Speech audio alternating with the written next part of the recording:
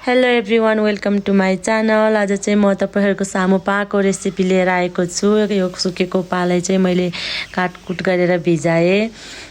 यो भिजिसकेपछि यतिको भए चाहिँ पकाउन सुरु गरेँ। आज चाहिँ मैले घिउमा पकाएर देखाउन लाग्दैछ। सुरुमा चाहिँ मैले कराई बसालेँ अनि यसमा घिउ राखेँ अनि पञ्चफुरन फुराएँ। त्यसपछि पाको मासु राखेर भुट्न थालेँ। यसलाई चाहिँ रातो हुने गरी भुट्यो एकछिन चाहिँ। यो यतिको भइसकेपछि चाहिँ मैले यसमा प्याज एड गरेँ। मैले चाहिँ जहिले पनि पकाउने बेलामा चाहिँ मासुहरू पकाउने बेलामा चाहिँ पञ्चफुरन फुराएर मासु पहिला हाल्छु अनि त्यसपछि मात्र प्याज हाल्छु। प्याजलाई भुट्यो। यतिको भएपछि चाहिँ यसमा टमाटर एड गरेँ अनि टमाटरलाई पनि एकछिन भुटेँ चलाएर। अनि यो चाहिँ खुर्सानी, अदुवा, लसुनको पेस्ट यसलाई एड गरेँ अनि त्यसपछि स्वादअनुसार बेसारलाई एड गरेँ। अनि त्यसपछि स्वादअनुसार नुन एड गरेँ।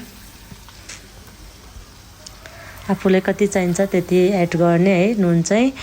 अनि त्यसपछि जिरा धनियाको धुलो अनि त्यसपछि पसलमा पाउने प्याकेटवाला मिट मसलालाई एड गरेँ। अनि त्यसपछि चाहिँ यसलाई मजाले चलाउँदै भुट्यो एकछिन चाहिँ।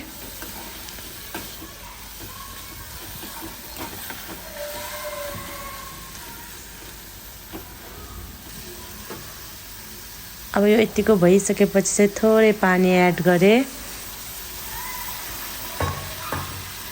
र एकछिन पाक्न दिँदैछु म। यो मसलाहरू टमाटरहरू एकछिन पाक्नलाई थोरै पानी एड गरेर चलाउँदै पकाउँदै गरेँ।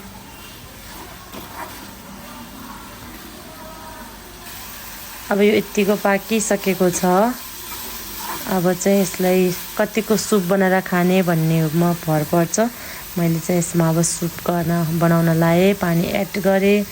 अब आफूले कति सुप खाने भनेर म चाहिँ धेरै सुप खान मन छ त्यसैले यति धेरै सुप बनाएँ। यसलाई ग्रेभी बनाएर पनि खान सक्नुहुन्छ, सुप बनाएर पनि खान सक्नुहुन्छ। मैले चाहिँ आज यसको सुप बनाउँदैछु।